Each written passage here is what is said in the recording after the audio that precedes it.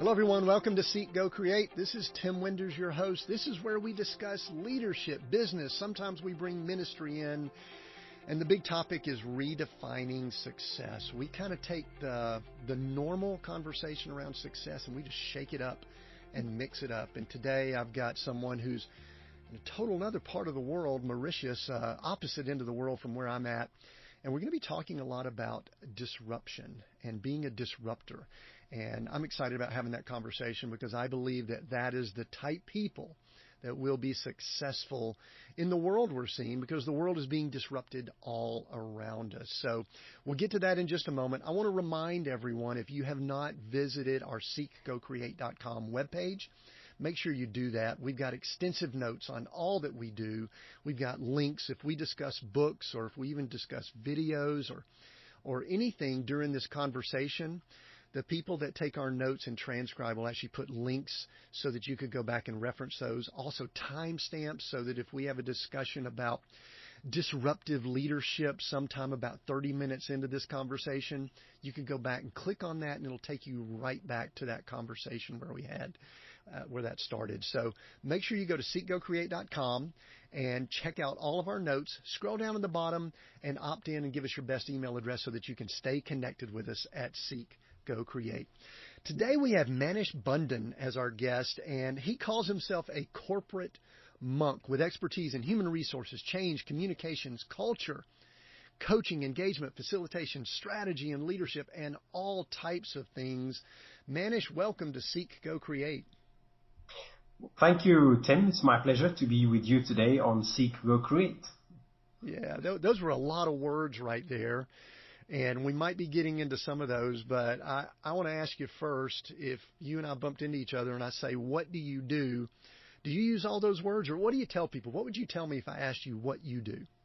Okay, I would simplify it. What you just read was, when you have a LinkedIn profile, you put up your the nice words that people want to look nice about it. So the way I simply say it is, I'm someone who helps people to excel, grow, and thrive in whatever they do, especially in the work context. That's why I'm in the field of human resources, coaching, and change. Right, and I see, for those that are watching the video, they can see your two books that are over your left shoulder there, and we'll talk about those in just a moment. I've just finished reading the book Disruptor, which I think is your most recent book, and we'll talk about that shortly. But there's a few things every time I get people's bios that come across our desk that may want to have conversations with us on Seek, Go, Create. I've got all these curiosity fireworks that are going off in my head, and there's a few of them that were exploding very loud when I saw your information. The first one is just the fascination of communicating with people in other parts of the world. So first thing I'd love for you to do is just share with us where you are. I think you live there, maybe you've grown up there, and just educate those of us that know nothing about that area. Sure. So I come from the tropical island of Mauritius, and as I mentioned when I introduced to you Mauritius is, for those in the States, let's say we call it the Hawaii of the Indian Ocean. So where we're situated, we are just off the coast of Madagascar, and it's a tropical island of around 1,000 square kilometers with a population of 1.3 million people. And it's a very diverse population. We have people from European origin, from Indian origin, from Chinese origin, and from African origin living and working here. So it is a melting pot of cultures, I would say. And we speak a couple of languages. English and French are the official languages. Plus we have a local language. It's a Creole, a bit like Haiti. We talk Creole, and at least a lot of us talk at least one Asian language. For example, I talk Hindi from India. I'm a fifth generation Indian living here. So most of us talk 3 to 4 languages. It's interesting, and I don't know if this is healthy or not, but being kind of United States centric, I find that many of us really don't get educated about other cultures and environments and things like that. I like to ask people from your perspective, because you're in the business world, you're in leadership, you obviously interact with quite a bit of business in the United States. What's the one or two things that you wish people from the United States understood more about maybe your culture or cultures outside the United States? Well, it's a fair point. The fact that, for example, when I meet people from the States, the question we have often asked is, where are you from? And I will normally reply, I'm from Mauritius, and that's my country where I come from this part of the world. And the people from the States will never tell me I'm from the United States. They'll tell me I'm from North Dakota or I'm from California. So I was like, okay, or else you'll even tell me their town, thinking, well, I'm supposed to know where the town is. And they get quite surprised when I say, and actually, where is that in the United States? Excuse my geography there. And some people then say, oh, you don't know where it is? I said, no, unfortunately, I know the global map, but I don't have a view of the United States map. So maybe it's good indeed to have an outward mindset, is really looking at it from an outside-in perspective, that the world is made of so many 198 countries, so it's good to have a view of the diversity out there. Yeah, another thing that was fascinating to me when I was doing just a little bit of research on the organization you're with, and I may have you describe it and tell a little bit more because it's fascinating. I am kind of a business junkie. I follow a lot of things, and you're from a large organization, and I was a little embarrassed that I had never heard of it, had never run across it. And it really emphasized the point that you just made, and that is that sometimes in the United States we put ourselves in this little bubble, and we assume that everyone knows all about us, but we don't really take the time to get educated about others. And I think that's to our detriment, by the way. But give us some information. I mean, you do a little bit in your book. You go over a little bit of background. I mean, it's been around for years and has a wide reach. So tell us a little bit about the organization you're with, and anything that you want to share that might be helpful for us. Sure. So I work with the Rogers Group. So Rogers is an old company. Well, I would say 120 years young company. It was set up in 1899. So you can imagine it dates 2 centuries already. The past it's seen 2 centuries, and so it's a diversified group in hospitality, in logistics, in aviation, in financial services and property. And we operate over 12 countries in the region. So Mauritius is the headquarters, but we have operations mainly in the Indian Ocean region. So all the way up to France though, and we have a presence in Eastern Africa, Southern Africa and India. So that's a bit our playground, if you can call it like that. And it's also been an organization which has participated a lot in the concept of nation building. So Rogers has been one of the key players in building the local economy, starting new businesses and new industries, which has helped grow the country as well. So a big part of what we do is really supporting the economies where we operate in. Yeah, one thing that's fascinating, and what's the size? I think I saw it with 5,000. 5,000 what's the people. number of? And you are with HR, is that correct? Yeah. So I'm with HR, been in the group for 15 years now, and head of HR for the group for the past 12 years. Yeah. So you just mentioned some countries in Eastern Africa, Europe, obviously in the Indian region there, the Indian Ocean region. Mm-hmm. What are some of the challenges? I mean, obviously those are some probably fairly diverse cultures, some diverse mindsets, some thought processes, just a lot of issues that would be diverse. Specifically to HR, what are some of the challenges that you face in dealing with all of those different regions and countries? Well, the number one challenge is not regional but global, is talent. The war for talent, especially after the pandemic, has exacerbated. It's gone up by a few notches. And today, finding talent to work with you and to retain and engage talent is a major challenge. So not only in this part of the world, but we're facing the same issues as Europe, in a sense. If you take hospitality, it's getting more and more difficult to find people to work in the hospitality sector.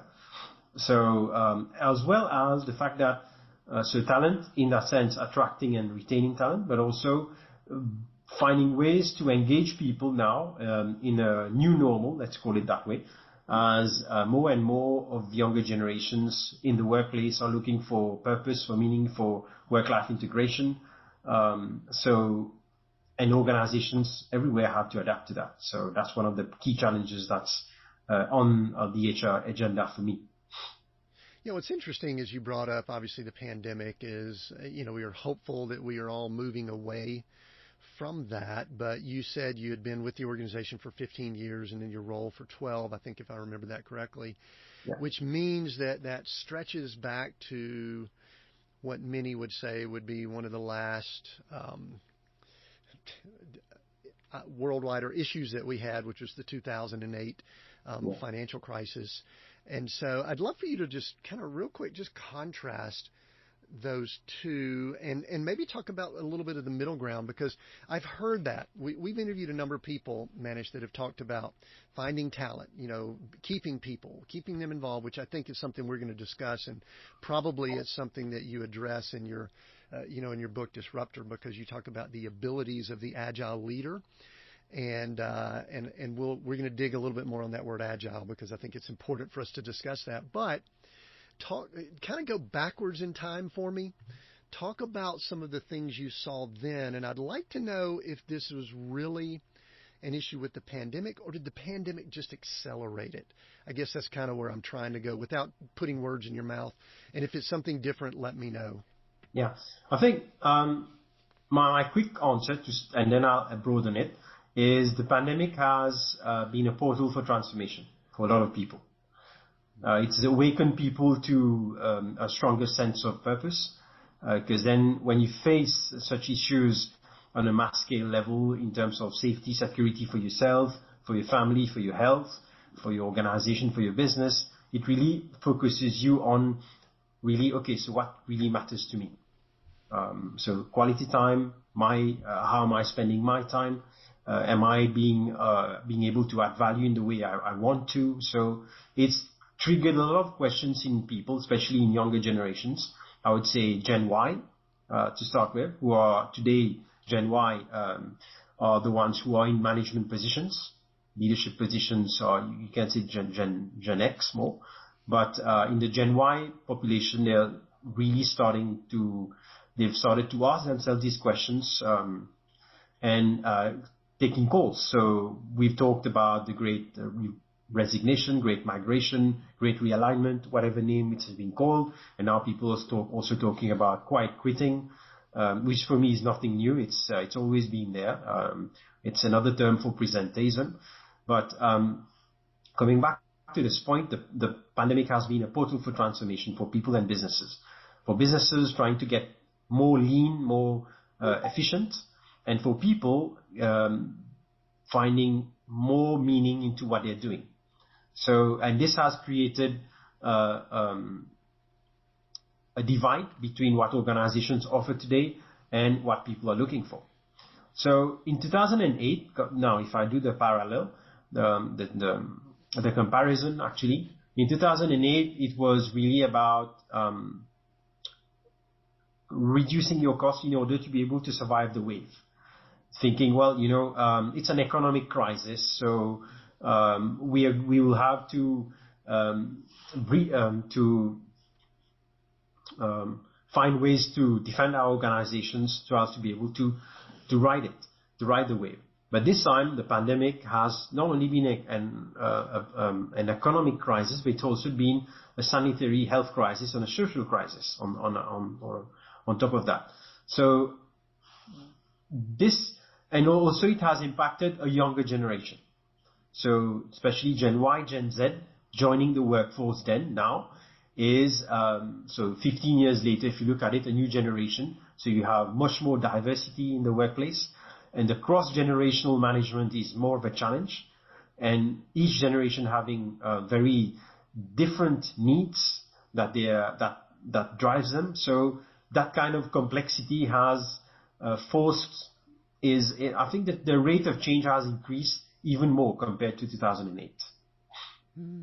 So what's fascinating about that, you brought up that organizations are attempting to get more lean, and I'm an industrial and systems engineer, so efficiency, doing more with less, all of those are kind of baked into my ethos, and that's a lot of what we see in business. But I just had this thought while you were talking, and I wanted to ask the question, Manish. Have we possibly attempted to go too lean, to go too effective, to go too efficient? Because this generation that's coming in now, they want relationship, they want experience, they want to enjoy life. Where my generation, I'm in my late 50s, we just worked, Sure. and then I guess, so respond to that. And then I want to ask a follow up related to that. But I mean, are we trying too hard to be lean? I agree. In fact, the whole drive towards operational efficiency, organizations have reached a point where it doesn't connect to people anymore. So a lot of people say, yeah, so what's the point of it? If the organization is not meant to serve people, not meant to serve the planet, it's just meant to create more wealth for a few shareholders, then it's not for me. So it's created that disconnect, especially with younger generations. So I think, we've reached a point where we need to reassess and relook at what's the real purpose of it, and how our organizations as vehicles for positive impact. Yeah, and so that leads to my follow-up, which is typically we have always looked at ROI, and that return on investment has had a dollar sign with it.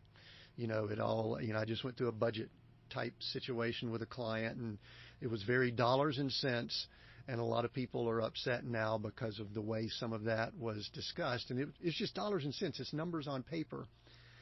But the fascinating thing is that when we talk about capital and we talk about resources, you being the human resources person, this is why I'm going to ask you, how do we begin integrating the ROI of that human capital integrating that into the conversation, especially with generations like mine that, we kind of don't know how to incorporate that into our thought process? I mean, I'm asking the questions trying to learn, but how do we do that? I mean, it's probably no easy answers, but what are your thoughts on that?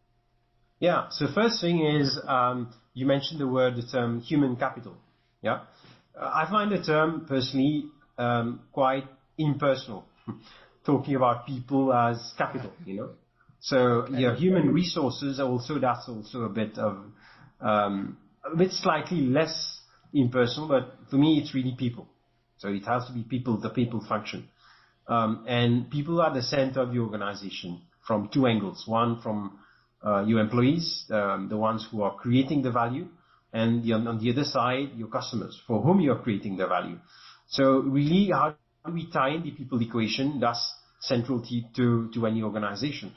And the ones who are going to be able to thrive in today's world are the ones who will master the people equation from both sides, the customer experience as well as the employee experience. Let's call it the talent experience. How you're able to attract talent, how you're able to grow talent, and how you're able to engage your talents from, I would call it, the human resources perspective.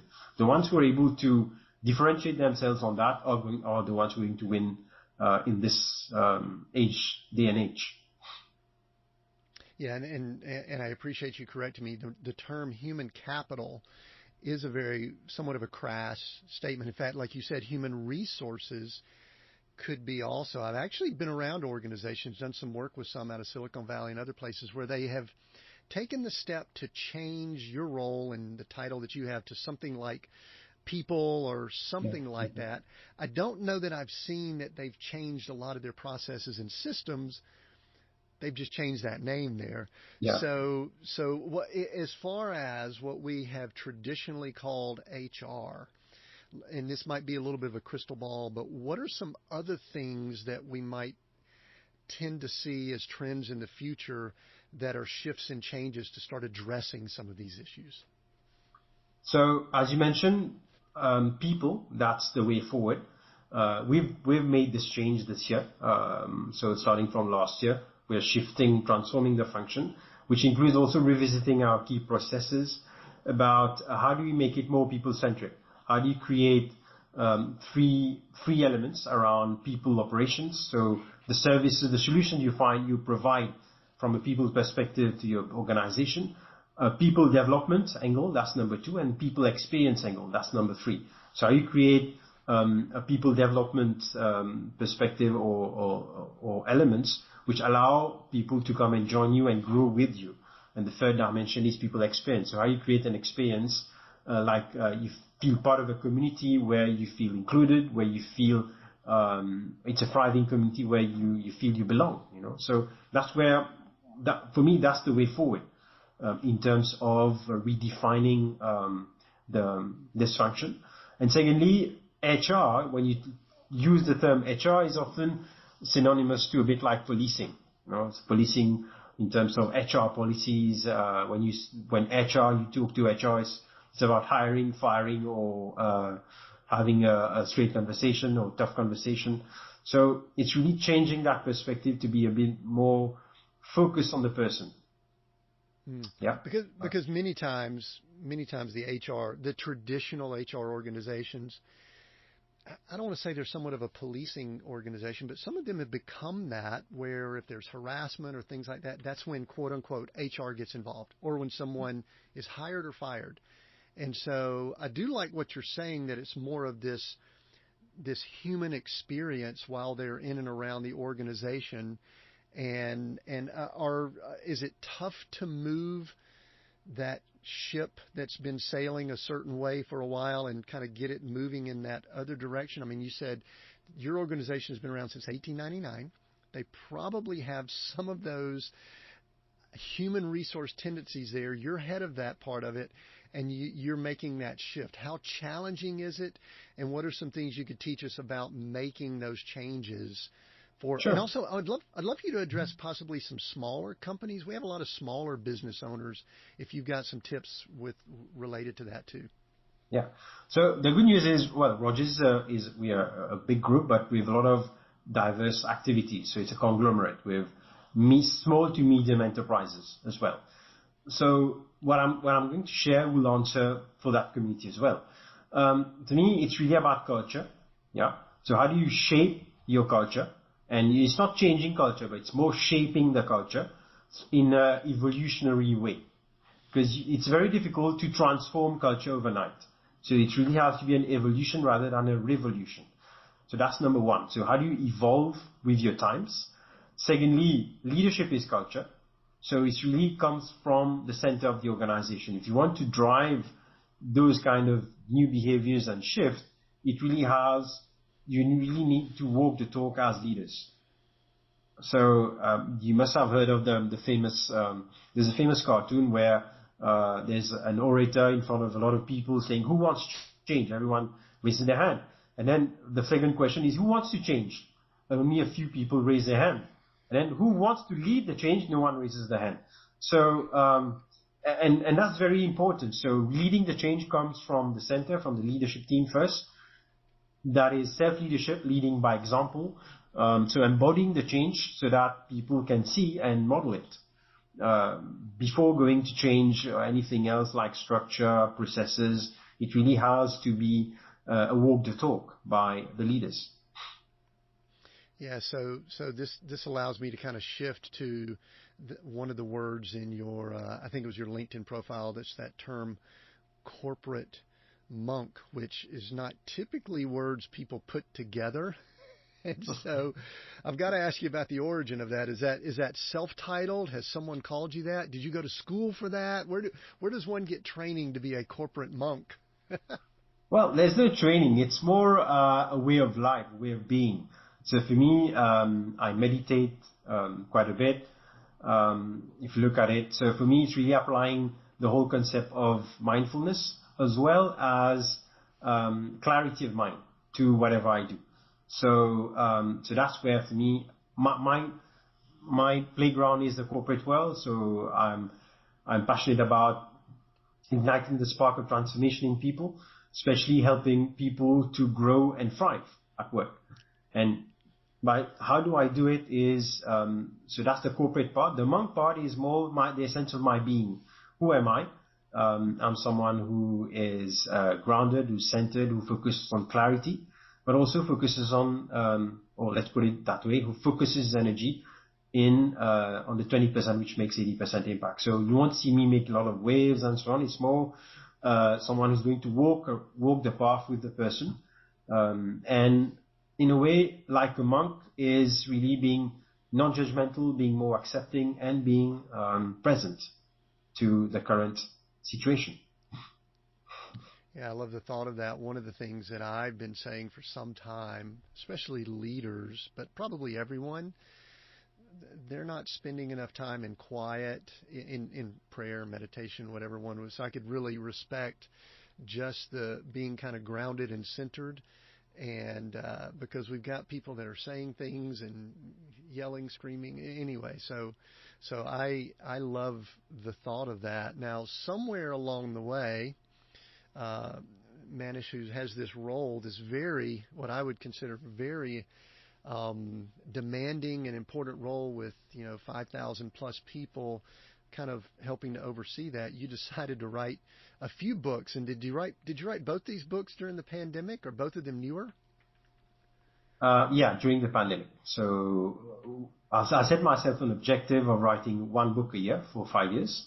So completed book 2. I'm started to write book 3 now, coming out next year. So what I learned from the pandemic is a couple of things. First is we don't learn from experience. We learn by reflecting on the experience. So that relates to the monk part, is how do I learn from the reflection? So during the first year of the pandemic, I was really working very hard and I almost had a burnout, so I had to pause and reflect on, okay, so what have I been doing and what do I learn from this? Or else I'm going to hit a wall. And that's where I decided to make a few sizable changes in my routine. So I started to spend more time on things that nourished my soul. Like, for example, writing. So I write a lot, especially I post a lot on LinkedIn. I've been posting on my own, I would call it hashtag, called Shots of Insight, which is the title of the first book. So I've been writing for the past 3 years. And from there, so kind of short posts about a lot of insights, a lot of things that I come across, and that which gave rise to the first book. So learning from that experience has prompted me to keep on sharing and giving back to society by writing, actually. So that's my way of being, of sharing the lessons I've learned and opportunities I've been given. So it's for me a way to give back, actually. Yeah, it's interesting. You brought up something, and so this is backtracking only slightly, but you mentioned that early on in the pandemic, you suffered what may almost have been considered burnout, getting close to it. And I find the irony that the head of a large organization's human resources would be transparent enough to admit that. I think that's fascinating, because if you were, everyone else probably was not far from that either.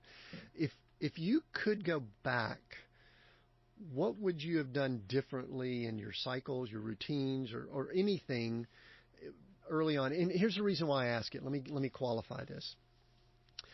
Manish, I would love to say that we are in this rapidly going back to what things looked like in late 2019. I don't think that's the case. Yeah. I think that we are rapidly heading towards more events that may be similar. I hope I'm wrong. I do, but may be similar. That's why when we talk about disruptor here, I think it's going to be very important and very critical. I think we're heading to more events like this. And I think that every time we think we've got them figured out, we're going to be thrown a curveball that is going to look really different than the last one.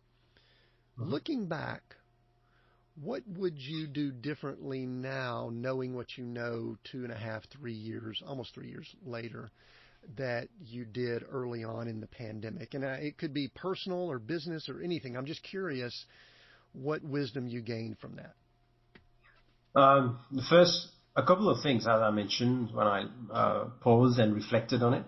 First is take time for yourself. That self-care is not selfish. And self-care is essential for you to thrive in whatever you do. So take time for self-care, and that means finding what works for you. For me, getting up in the morning, writing is almost therapeutical. It's like a therapy for me. It helps me process things. It helps me stay grounded and get clear and get calm. So this gives me passion. It nourishes me. So that's one. Second, be clear on your purpose, and which means how am I adding value? So a clear sense of purpose. So for me, again, coming back to what I do in human resources and coaching is helping people grow. And third is having a regular routine which helps me be effective in what I do. And that means also being clear about what I'm going to say no to. So I'm much more intentional now with my time, in including what I say no to. So I've switched off notifications. I've gone off TikTok. I used to be on that, but it's addictive. So, and I also learned to say no to things that waste my time. Especially, I don't do emails during the day, so I block time or need to check mails just once a day. And it frees up, that has allowed me to free up around 30 to 40% of my time, which allowed me to really spend time on what really matters to me. So the thing that's powerful about it, first of all, were you a writer? Did you write a good bit before then? Were you already writing, but you just became more intentional, or did you start writing around then?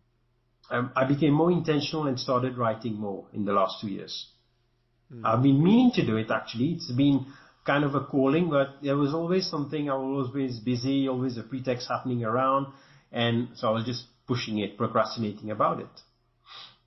So the thing that I have found that's interesting for me as far as my writing, and I've got similar goals as you, is that I was going to write a book a year. I'm already behind, but I've got storylines. Mine are novels, which is kind of a little bit different.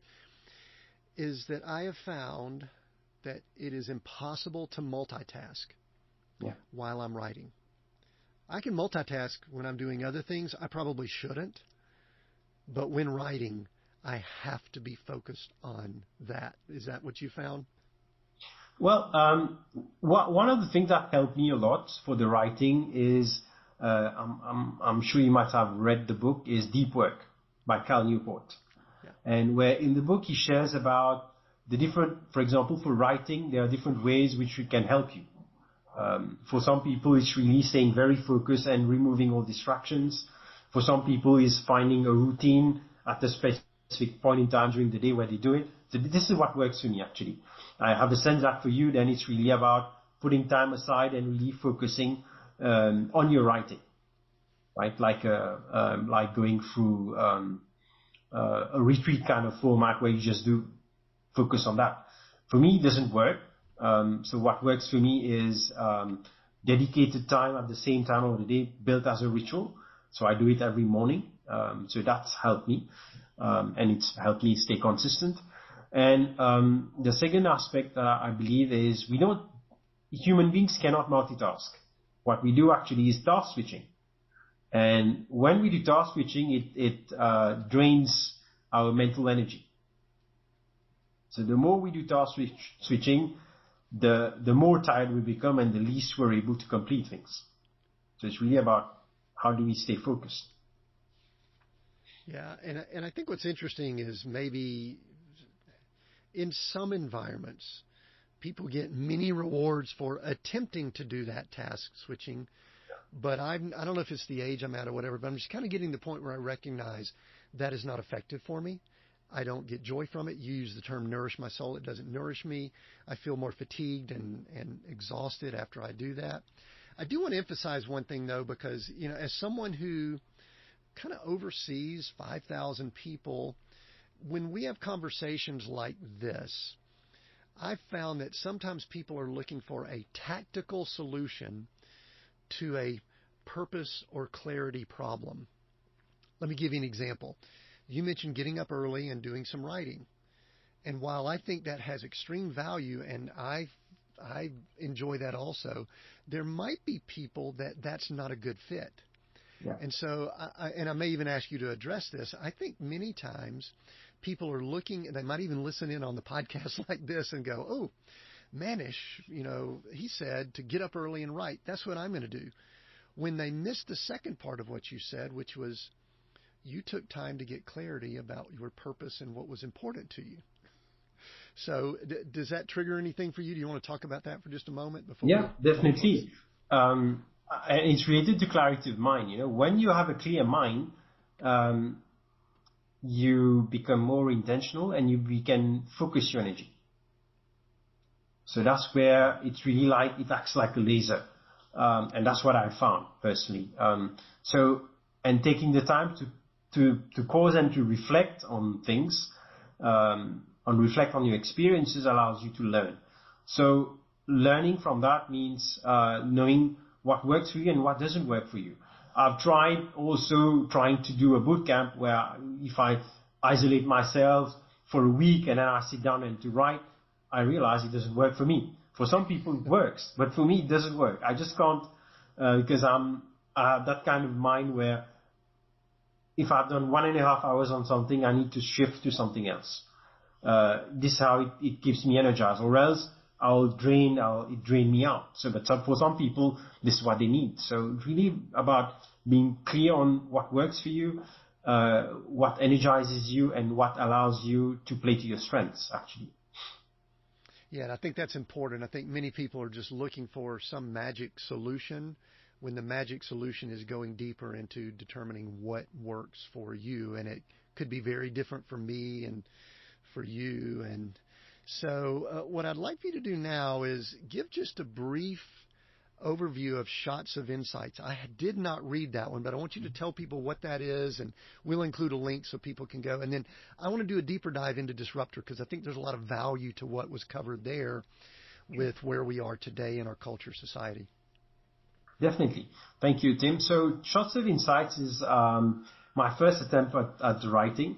And so it's a collection of 101 short stories or short excerpts about life lessons. So it's 101 inspirations to live, lead, and learn better as human beings.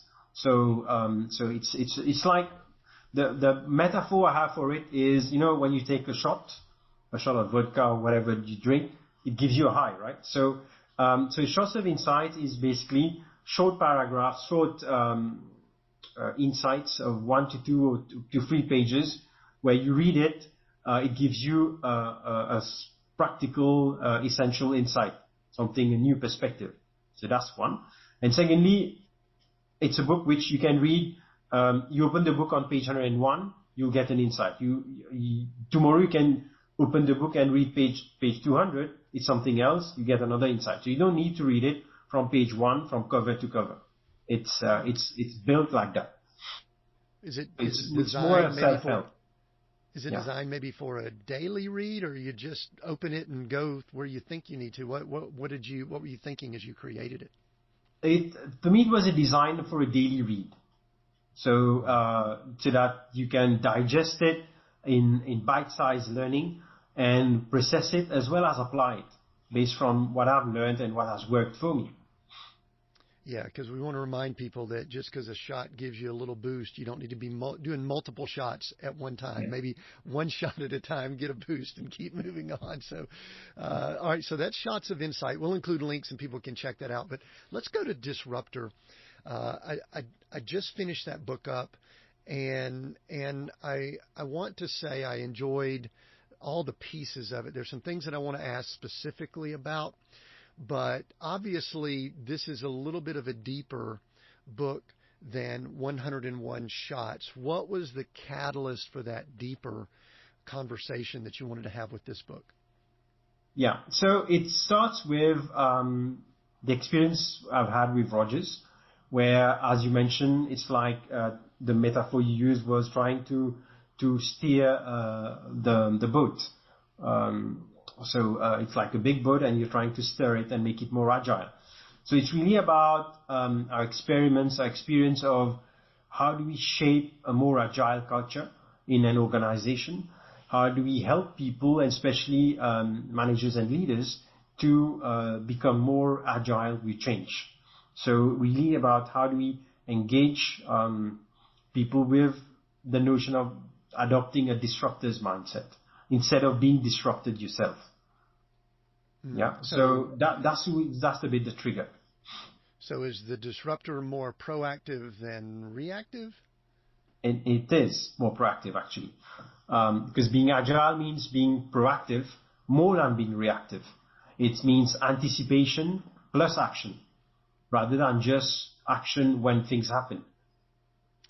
So, and I think what's fascinating about that, Manish, is I think a lot of people's dis-ease, if I could use that word, over the last few years, is that they have felt disrupted instead of being in control, or at least somewhat proactive as that disruptor. And I think that's what really causes a lot of angst and challenges for people, is that they feel disrupted. Mm-hmm. And people feel disrupted because very often we are so busy in our daily lives, and people naturally we like comfort, so security and comfort, and that's why, for example, when you tell people, step out of your comfort zone, it doesn't work. Actually, what works instead is stretch your comfort zone. You see, so and that's a very slight change in your language, which helps people better understand. It's a bit like the same philosophy which Apple use, which work. So instead of telling people think outside of the box, you just say think different, and that works. People get it. So in the same way, disruptor is really about how do you anticipate change, how do you embrace it, and how do you onboard it as something which is an essential element. As the case I make in it is that the state of change in the world is going to keep on increasing. The rate of change keep on increasing, and we either you are disrupted by it or you are able to adapt to it and embrace it as one of the key meta skills that you need to have. Yeah, the subtitle was fascinating to me. I think there's a few words we need to address. And if I'm getting this incorrect, let me know. The 9 abilities for the agile leader. I think that's roughly it. And I'd love, because abilities is a unique word, not characteristics, traits, but abilities. And then I do want to go a little bit more into agile. But talk about that word abilities. What was the intent for that usage of that word? So the usage here is that it's not a personality trait. If you're disrupted, it doesn't mean you're born with it. You learn through it. You can learn it. It's a learned behavior. So an ability is something that you can learn. Okay. So one of the examples in it, so disruptor, the title it's 9 letters. So each one is an acronym actually. So for example, D is drive from the future for the future. So how do you future face? You project yourself in the future and look backwards. So it's a learned skill that you develop with outcome setting and as well as projecting yourself. P, for example, is purpose driven. So how do you focus on what is the purpose there? Once you have a clear sense of purpose, then you'll see things become more clear around you. So these are elements, abilities that you can learn and you can develop. That's the good news. Some people are not naturally better at it than others because it's not a trait. It's really learned behavior. So I'm going to follow up with that. So you really believe that these are things that people can learn, because there is some school of thought out there that leaders, some are born, not made. I want to make sure you really believe that these are abilities people can learn, correct? Correct. Well, the first thing to debunk that myth that, to me, leaders are not born but made, it's that everyone is a leader. Everyone is a self-leader to start with, right? So, which means how you lead yourself before leading others. And that becomes a learned behavior. So that's the first element. The second element is everyone is a leader without a title. Again, you can be a change leader, you can be an opinion leader, you can be a thought leader, you can be a service leader. So there are different dimensions that you can lead without requiring a title. Yeah. And yeah, please go on. Yeah. Well, and it's interesting. There was, I do want to, before I go into a few, there's some highlights that I have that I just pulled up here that I want to address and ask about. But that word, so at the tail end of that statement, you say leader, and you will say that everyone, which I've said this before, everyone is in a leadership role. I had an interesting situation early on in our podcast, Manish, where I was talking to a woman, and she would be mature. I won't use the term elderly, but she was probably in her mid to late 60s and had a farm and oversaw a lot with her family and was overseeing some sick siblings and a spouse. And I mentioned to her that I had a podcast on leadership, business, and ministry, and she goes, "Oh, I'm not a leader." And I'm looking at her going, she's a leader as much as anyone. And I'm a big proponent of that too. So I just want to emphasize, I believe that everyone is in a leadership role and is in a role to be, as you would term, a disruptor. But there's another word that you mentioned a little bit earlier, and I want to make sure we're clear on it, because the word agile is thrown around a little bit in the business culture now. And I do think that people are beginning to understand it more, but talk about the word agile and educate us on what that means. So agility is simply the ability to outperform one's environment. Okay, just to put it simple. To be agile means to outperform your environment. So I'll take the example of sailing. You know, when you're sailing on very calm seas, you don't need to be going like this, right? Means you just have to sail. Your level of agility has to be slightly better than the environment around you. So you have to be more active a bit, and that's it. Now, if the seas are choppy, then you have to be slightly better than that in terms of being able to change, to adapt, to navigate your ship or your sailing boat. And if now the seas are very rough, then you really have to adapt to be aware where the wind is coming, what's one of the waves around you. So then your level of awareness and your level of requirement to outperform your environment is even more. So agility is really linked to how you see your environment, how you're able to read and understand it, and then from there act accordingly in order to be able to outperform it. So that's what agile means in today's world. And I'll ask it like I asked before, and you believe people can learn that? That's an ability that we can gain, or are some people just naturally more agile than others?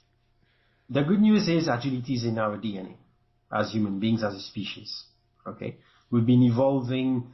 Because agility, at the end of the way, one way we've looked at it is survival of the fittest, right? But the fittest doesn't mean the strongest. It's the one who has the highest ability to adapt. So as a species, human beings have been able to adapt.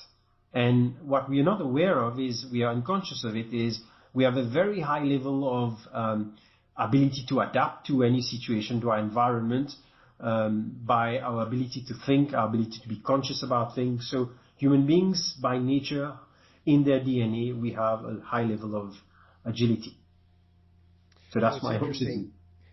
You use the analogy, and I don't know if this was the right place, but you use an analogy of an octopus.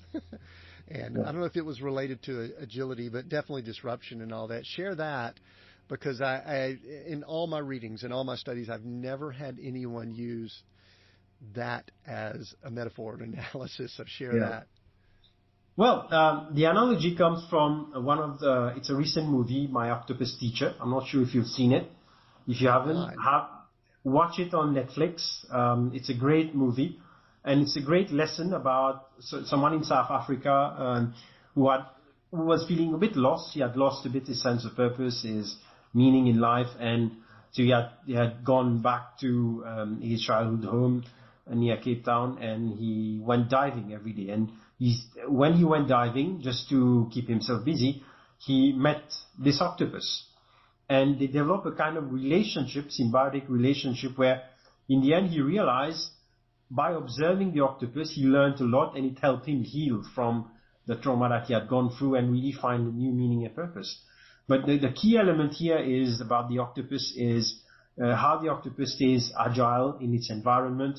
And if you look at it, it's been able to master its environment in a way that it can grow and thrive in a very hostile environment. So the octopus, if you look at it, doesn't have any vertebrae, so it's a mollusk, but still is able to survive and thrive in its environment. So for me, that was a very powerful analogy, because it looks more vulnerable than strong, and human beings happen to be like that, So if we didn't have our ability to think and to collaborate as a society, if we were still living in the bush, in nature, among wild animals, we would be dead, isn't it? Yeah, fascinating. Very good use of something unique that I haven't had. We'll check that movie out and make sure we may even have some links down in the notes. There is one. So it's My Octopus Teacher, if you just. My Octopus Teacher, we'll get that. There's one of your 9 abilities that I wanted to spend just a little bit of time on before we finish up here. We've got a few minutes left. Because for me, it's the one, when you're reading through things, there's something that jumps out at you. It's like, ooh, this is a big problem, either with the current client that I'm interacting with, which is correct, or with our bigger culture at large, which I think is also correct. And that is, you brought up the disruptors practice straight talk. Oh. And I'm going to read one quote on that, and then I want us to have a conversation about it as we finish up here. You say, disruptors speak up. This is a highlight that I've got. I don't know which page it's on. I'm in my Kindle. Disruptors speak up with open minds and with honesty because they understand it's always in the best interest of their teams, their company, and their organizations. It cut off there. Their company and themselves. If people are sincere and express their thoughts in a mindful manner, then all will benefit. So as I'm reading this, Manish, I'm not disagreeing with it, but I'm a bit discouraged by what I see in our culture. And again, I'm working with some organizations right now that we are working on being better at straight talk. And I'll go ahead and say it this way. I think that in times that are different than what we've seen the last 2 to 3 years, I think people can get away with being a little bit sloppy, not being as fine-tuned in their talk and a lot of the other abilities that you're talking about. But in the times we're in, people have got to. I mean, I think I heard it said recently that good leaders could get great results a few years ago. Now great leaders are struggling to get even mediocre or good results just because there's so much headwinds against us. But I get discouraged when I look at politicians and the way people speak in public. And I think that we've become cynical as a culture about talk and communication. So I think this is something that's really missing. Talk a little bit about that, and how can we shift to it? Because I think that people are just getting out of the habit of being able to do this. Well, I think it's a life skill, and it's also a very important leadership skill. Another word for it is having the courageous conversations, So, and actually, straight talk, in a way, happens to be 3 conversations in one. Yeah, where first you really talk about what you observed. So, what are your honest observations? What have you seen differently? What others haven't seen? And it's an important one. Second is then the impact, the implications, which looks at the facts or the emotions and the feelings part. And the third conversation is then the future. So how do we work about it? What's the way forward from? What would be better outcomes and so on? So, and it's essential today more than ever to have these conversations, because if we don't speak up, then someone else is going to dominate it. And today, the one who is able to command airtime, is the one who gets most attention. So even if introverts, you don't speak up a lot, but when you speak up, it makes sense, and these are techniques, these are things which are learned, right? I'm an introvert by nature. I've been non-confrontational by nature, but with time, I've learned the skills to be able to speak my mind and to set the frames in a way which allows people. For me, it's really the straight talk is really a conversation that matters. It's really that. It's a shift in my mind that, okay, this is a conversation that matters that I need to have now. Because if I don't say it, then there might be consequences for me, but for everyone else. So it's important that we share that in a disruptive mindset, in a disruptor's mindset, or else you will just be disrupted by others.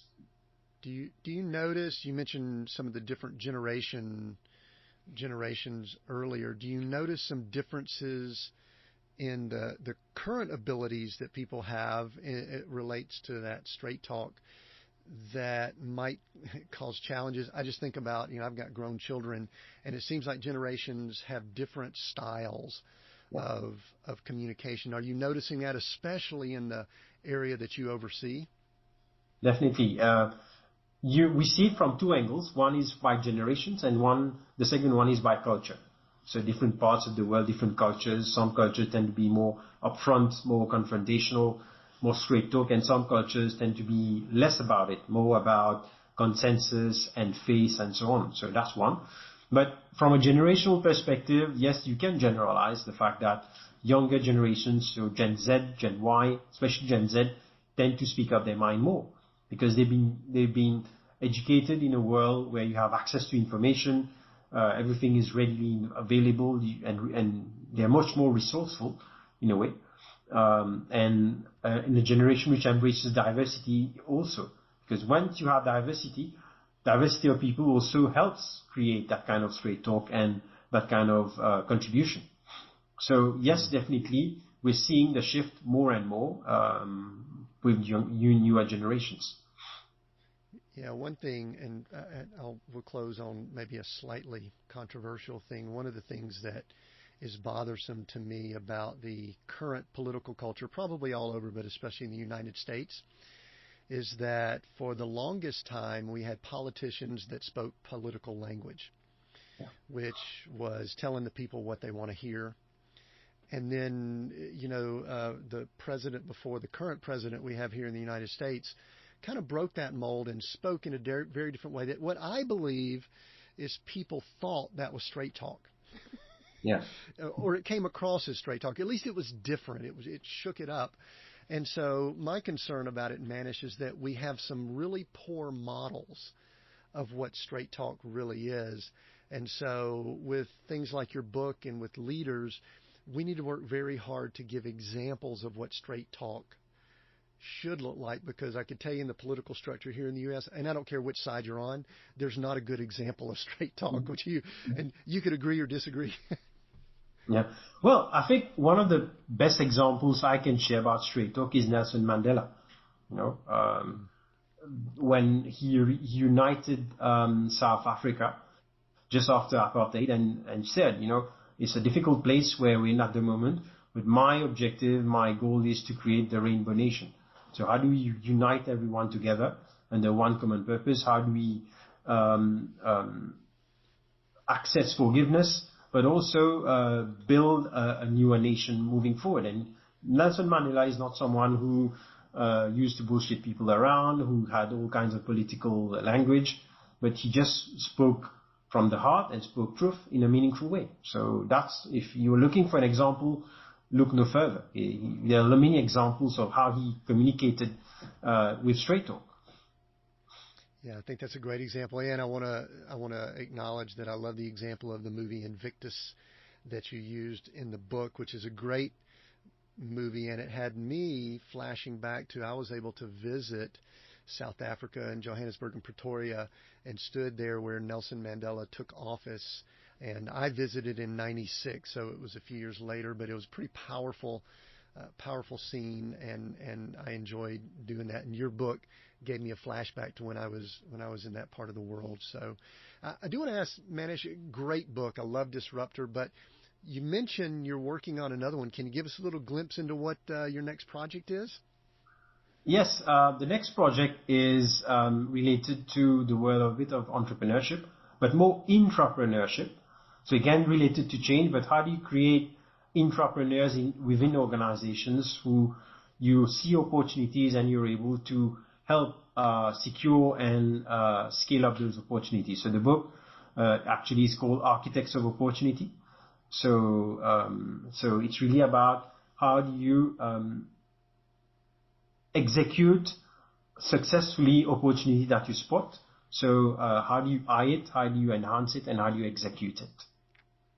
Very good. Well, we'll look forward to seeing that and getting information on that. And because I enjoyed Disruptor. And let me ask this: where can people find you? Where do they need to get your information? Where can they get your books? Just let us know. We'll have the links and everything down below. But where can they get in touch with you? So they can get in touch with me on LinkedIn. So I'm active on LinkedIn. So I post every 2 to 3 days using the hashtag Shots of Insights. And also the books, you'll find it on Amazon.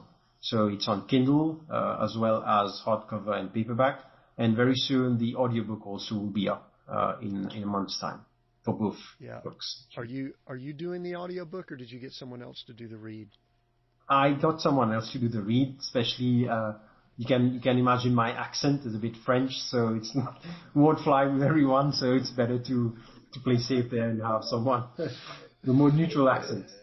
That's interesting. People ask, say, "Oh, did you do your own audiobook?" I said, "That's writing's a different muscle, and doing that, there are people that are pros at that. Let's get other people to do that." So, excellent. I think audiobooks are a great avenue and tool. So, all right, we are Seek, Go, Create, Manish. I gave you a little bit of heads up on this. I'm going to give you one of those words: seek, go, or create. Why would you choose that word over the other two, and why? So for me, it's the same word I chose when we started. For me, it's seek, and it's something that has changed my life, in a very positive way. Is the answers that you seek are within you. That's why I chose seek. The answers that you seek are within you. Yeah, the powerful thing about that is it goes back to the being mindful and all that you brought up earlier. So not surprising. Manish, thank you so much for this conversation. I've enjoyed it. It's very late evening where you are, early where I'm at. We're on opposite sides of the world, but what a great conversation we've had. It's my hope that these conversations can maybe bridge some of those distances just a little bit. Just a little bit, we could have some communications about it. I recommend that people get this book, Disruptor, The 9 Abilities of the Agile Leader, because I believe we're going to experience more disruption, and you want to be a disruptor and have a more proactive approach as opposed to reactive approach. I appreciate everyone listening in. I want to remind you to go to our website, seekgocreate.com, as I did at the beginning, for extensive notes, all the details, the things we mentioned. You'll have links there that you can go and find. Also, make sure we've got your email address. We have new episodes every Monday here at Seek, Go, Create. Until next time, continue being all that you were created to be.